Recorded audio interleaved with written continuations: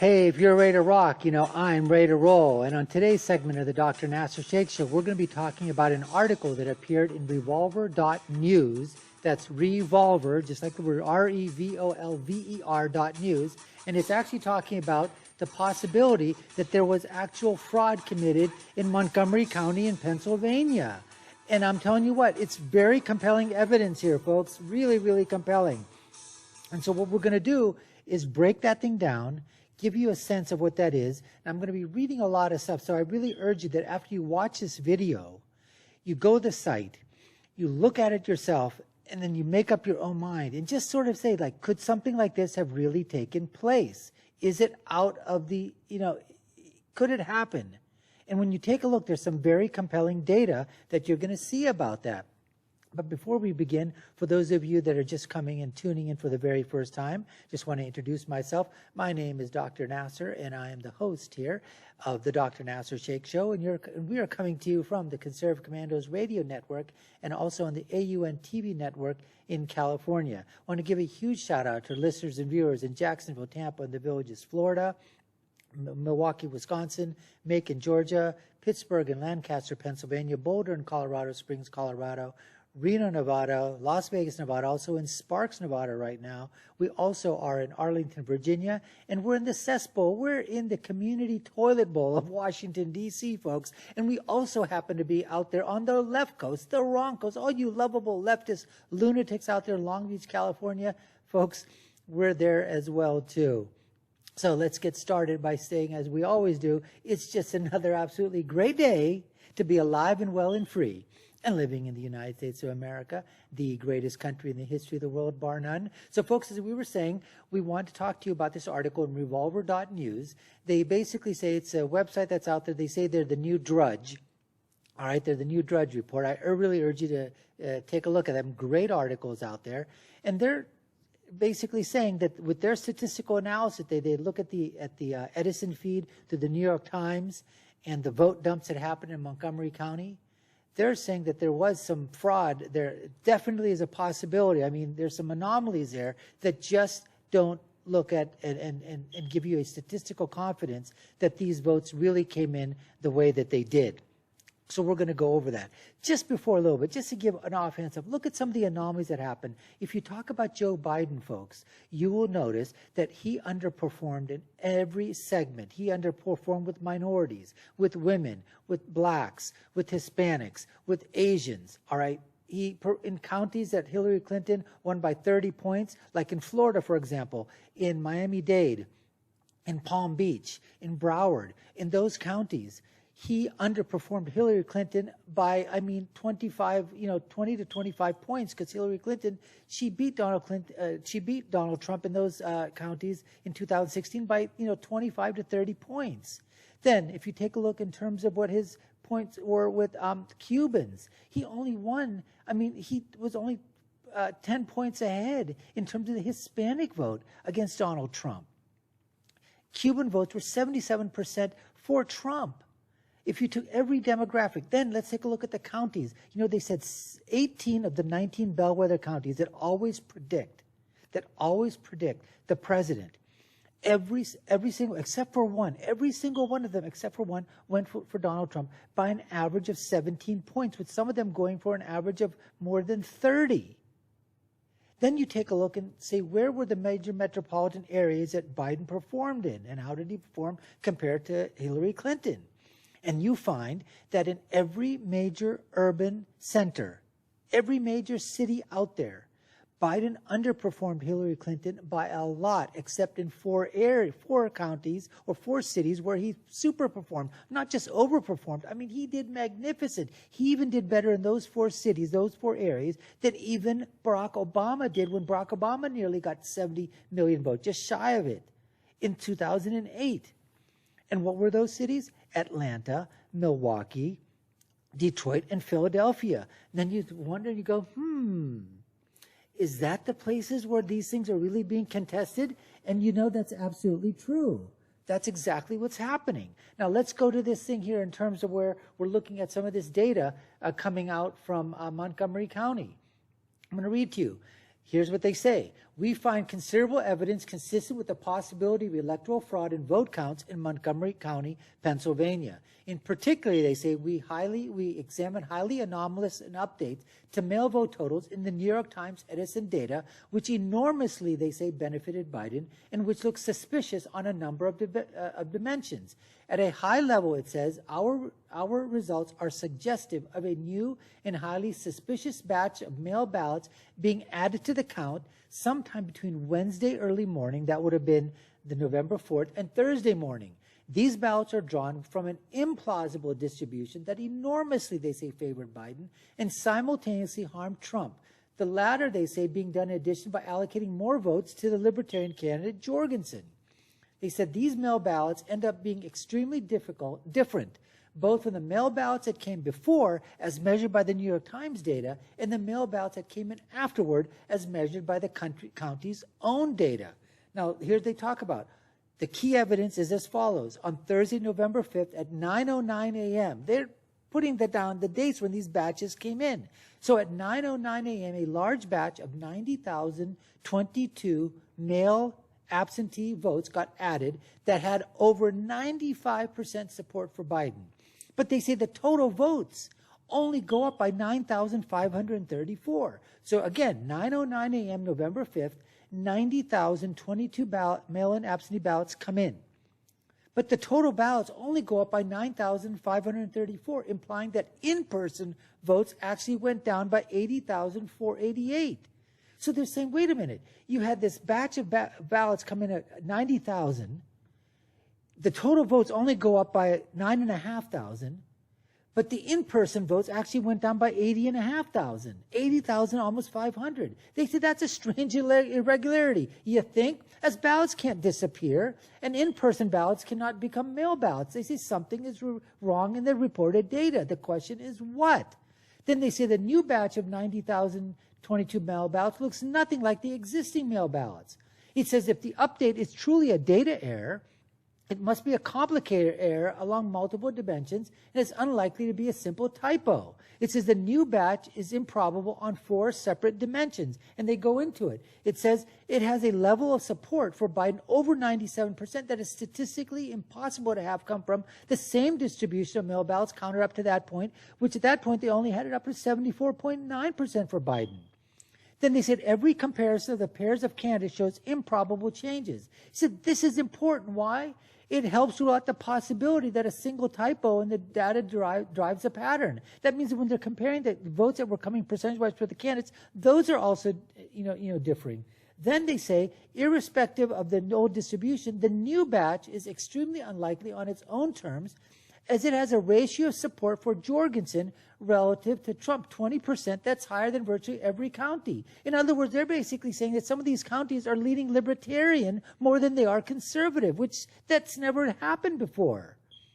So they're saying that the last fact is consistent with aiming to get Biden's vote share high, but not impossibly high, while simultaneously trying not to give any more to Trump than absolutely necessary. So it just goes on. Now, it says anomalies of these magnitude are extremely rare, it goes on to say in the New York database. Now, the Montgomery County's reduction of 80,488 votes that they're talking about, it's the highest fourth vote reduction in the entire database. Over half of these changes, in other words, they're talking about that's the fourth highest reduction in the United States. Other places you had reduction in votes, but guess what? They involved a change of less than 100 votes. 28% involved only just a change of 1 vote. But here, you have a loss of 80,488 votes. Where does it go to? And it says independent confirmation of these two numbers, they say, suggests that Edison or the New York Times are accurate reflections of the county's data. The New York Times report of total absentee ballots counted in their update at 5:43 a.m. Wednesday, November 5th is very close to the media Twitter report of the total absentee ballots counted a few minutes later, it says in the county data, suggesting that these early Edison absentee total votes are likely accurate reflections of the underlying county data. Now, let's go down there and let's take a look at some of what they talk about, the facts. Fact number 1. Okay, fact number 1, follow this. On November 5th at 9:09 p.m., At 9:09 a.m., November 5th, an update in Montgomery County, New York Times reported election results see reported mail votes increase by 90,022. But total votes increased by only 9,534. The implied number of in-person votes thus decreases, they say, by 80,488. Listen, you need to go to revolver.news and follow it. They got the graphs there. They have the statistical times there. I mean, the times that are listed. They have the statistical analysis. So follow this together as you know, with the video, and it's really going to make a lot of sense as you sort of, you know, go down. It talks about absentee, in person. Now, fact number 2. The new batch of mail ballots voted 95.4%, it says, for Biden, 3.7% for Trump, whereas previously reported mail-in ballots voted 74.9% for Biden and 24.4% for Trump. So wait a minute. How come this batch of over 80,000 votes is now statistically deviating from the fact that before this batch gets 95% plus for Biden, only less than 4% for Trump? Whereas before, all these mail-in ballots were voting 75% for Biden and 25% for Trump. It says it is statistically impossible for these two batches to come from the same distribution. In addition, every pairwise comparison of candidates produces unlikely results. So when they pair the candidates, they say, wait a minute, why is Jorgensen getting some more votes when typically the Libertarian candidate isn't scoring that high in these counties? And it says implied that the result cannot be explained by merely one error in candidate totals. Fact number 3, it says, in the new mail ballot batch, the Libertarian candidate Joe Jorgensen receives 20% as many votes as Trump. How does that happen? If the Democrat voters are ignored, the new batch comes from a group of people who will be the second strongest Libertarian supporting county in the entire United States. Let me say that again. If you take the Democrat votes out of it, this new batch of these votes, this 80,000 plus that came in, comes from a group of people who would be the second strongest Libertarian supporting county in the United States. That county doesn't exist in Pennsylvania, folks. It doesn't. That's what they're talking about. Fact number 4, all mail-in ballots in Montgomery County were instructed to be mailed to the same postal address. This strengthens the reason for believing that mail ballots should be drawn from the same distribution. So these weren't coming from some outside source. They all said when you mail in your ballots, they go to that same postal address. So the batch that comes in, they're all the same. Fact number 5. The decreases in the in-person votes coincide with the suspicious increase in mail votes are also extremely unlikely under genuine distribution of ballots. It says they run 98.1% for Biden, 1.5% for Trump, and 0.8% for Jorgensen. 0.8%. Meaning they look nothing like the previous mail ballots at all, or the previous in-person ballots. This makes it very difficult to believe that these were genuine mail ballots that had previously mislabeled as in-person ballots and were simply transferred over, they say. The decreased batch presents a similarly extreme version of both fact number 2 and fact number 3. Fact number 6. Edison or New York Times early absentee voters are very close to the media numbers reported by a few minutes later, suggesting that the early New York Times absentee ballot counts are accurate reflections of the underlying county data at the time they match together. Meanwhile, they say those snapshots of November 8th precisely match county snapshots on November 10th. So the later numbers, they say, are definitely accurate. Fact number 7. The change in mail votes in Montgomery, PA is unusual relative to the updates to mail votes among counties in Pennsylvania, it goes on to say, meaning the problem is not a general property of how vote counting works in a state. It says a combination of both. It says a large increase in overall mail votes and a large increase in mail votes for Biden relative to the previous distribution is not observed anywhere else at all, only here. And he said most updates are relatively small and they're centered around 0. Fact number 8. Finding vote decreases in a New York Times data is rare. That means how does the vote decrease? How did the in-person vote decrease by 80,000? Finding large vote decreases even rarer. So finding small vote decreases is rare, but finding large. Now, Montgomery County, as we said before, displays the 4th largest vote reduction. 80,488 votes, just in-person votes, they disappeared in the whole database. Now, out of 169 vote decreases that they noticed going across the country, out of 169 vote decreases that they've tabulated, 28% of such decreases involve only a change of one vote, one. And 52% of decreases involved a change of less than 100 votes. But here, Montgomery County, Pennsylvania, they've got a vote reduction where they lose votes of 80,488. And finally, fact number 9. Using the county's own data collected after this anomaly was discovered, they said we can compare how new mail ballots counted since November 10th compare with the mail ballots within the same precinct counted up to that point, maybe prior to that, which are made up of the suspicious update in previously counted mail ballots. They basically go on to say that we find on average the old mail ballot, the old mail votes, including the suspicious batch, shows a significantly higher support for Biden even when compared with mail-in ballots later added to the same precinct. So if you continue on that thought process, what this is basically saying, folks, is that somehow when this batch was dropped in, the mail-in ballots were dropped in, they somehow increased the vote total for Biden by 9,000 or so, but they took away almost 80,500 votes from the in-person votes. In that error, that reduction, they don't have a, I mean, they're looking at it, but they're saying we don't know what happened. And all we're wondering is where's the transparency? That's what we're talking about here. So I urge you, go to revolver.news, see this stuff for yourself. I mean, it just continues to go on. It also talks about a precinct level, Biden two-party vote share in mail ballots up to November 10th, and then since, and it's using the county's own data. So these are the things that we're hoping that the Trump legal team and the Trump administration is going to present to the courts. And now the question is whether or not the courts are going to be able to believe this on statistical anomalies and statistical,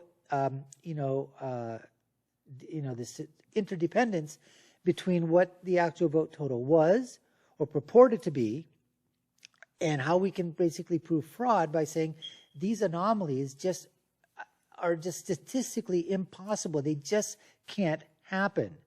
And when you take a look at everything else I talked about early on, where Biden underperformed everywhere. I mean, he didn't campaign anywhere that he went to, but he's getting all these in the four cities we talked about, Atlanta, Philadelphia, Detroit, Milwaukee. I mean, he's just super performing out there. Whenever he went in those areas, some places he didn't even go to. And when the place that he went to, he couldn't fit 2-3 people into a phone booth. Whereas, Trump is going around, he's getting 30, 40, 50, 60,000 people at events. And then you're wondering what the heck could have happened. Then as I talked about before, when you go back and you look at every single demographic, minority votes, I mean, in terms of they thought there was going to be a huge flight of women, suburban women and college-educated women, and they were going to flock to Biden. The percentage really was, it was like a 1-point difference this time for Biden over Trump versus Hillary versus Trump.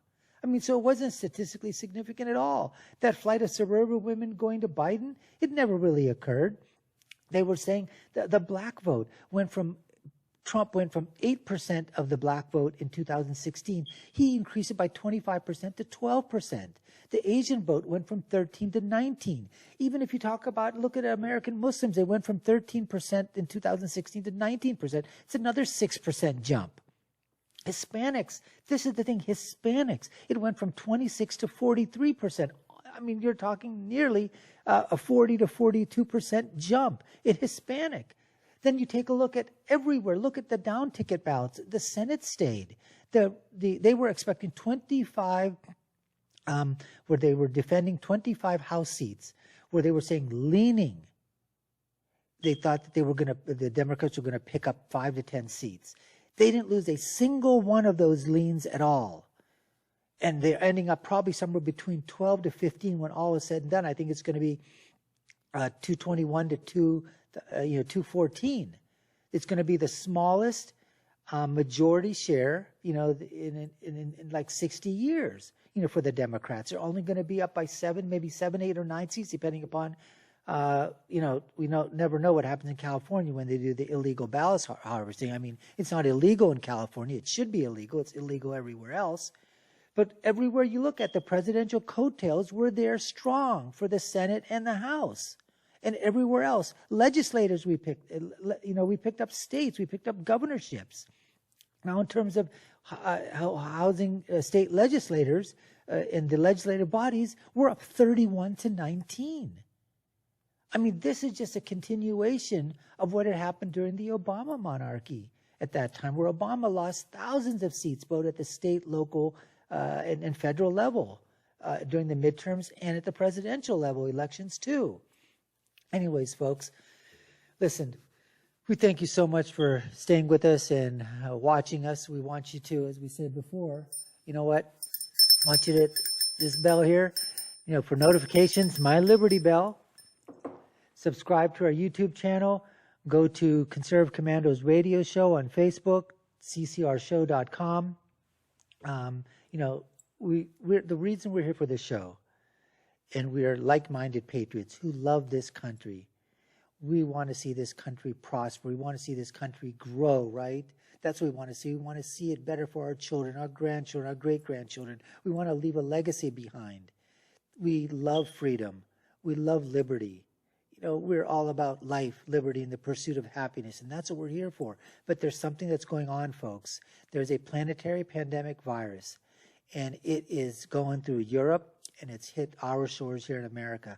And what I call this PPV, or planetary pandemic virus, it's being thrown out there by all the Marxists, the mainstream Marxist media, academia, professors, Hollywood, all that. And it's basically all this postmodernism, postmodernistic elitism, globalism, open borders, socialism, communism, fascism, icism, Marxism. It's all of that, right? It's all about, we can Americanize, fascism. We can Americanize Hitlerism. We can Americanize socialism. We can Americanize communism. We can do all that. And that's not what's going to happen. America should never become a socialist, Marxist, progressive type of country. It's always be a capitalistic republic. That's what they are, democracy. But as well I do, it is affecting everywhere, folks. It's affecting every phase of our lives. In our business, places where we go to eat, places, in government, in schools, universities, kindergarten, or schools. Our kids, it's infecting our children. They're getting all this crap fed to them at schools, and then we're wondering what the hell is going on with them when they come home, that they've completely turned around. And it's also affecting our places of worship. Another thing is, we are 1,000,000% pro-life. That's right, we're pro-life. 1,000,000%. We don't want to defund the police. We want to defend the police. What we want to do is we want to defund Planned Parenthood, Murder Incorporated. That's who we want to defund. We love our Second Amendment. We cherish it. We protect it. We love our First Amendment as well. And without the Second Amendment, there is no First. We proudly say all lives matter. That's right, all lives matter. All black lives matter, all blue lives matter, all white lives matter, all brown lives matter, all colors of lives matter, babies' lives matter, military lives matter. So, folks, thanks for tuning in. Remember, watch us here on the Conservative Commandos Radio Network, AUN TV. Ding that on YouTube. Subscribe, like, share, and follow. Comment on this video. Tell me where you think. Go to it. Like I said, we'll see you again next time. Stay safe, stay focused, and stay strong.